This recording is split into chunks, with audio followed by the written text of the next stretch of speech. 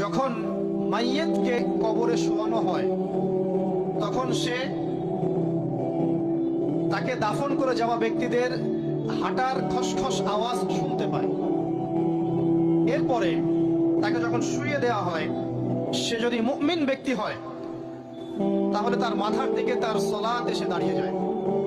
দুনিয়াতে আপনি যে নামাজগুলো পড়েছেন, আমি যে নামাজগুলো পড়ছি, এগুলো মাথার দিকে দাঁড়িয়ে যায়।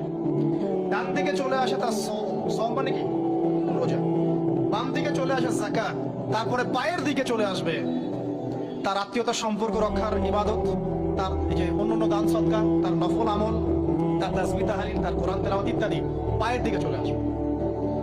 এখানে একটা হাদিস এসেছে, সূরাতুল মুলক যে ব্যক্তি রাতের বেলা তেলাওয়াত করবে, কোন সূরা ভাই? তাবারাকাল্লাযী বিয়াদিহিল মুলক ওয়া হুয়া আলা কুল্লি শাইইন কাদির। এই সূরা যে ব্যক্তি রাতের বেলা করে তেলাওয়াত করবে ইনশাআল্লাহ, সূরা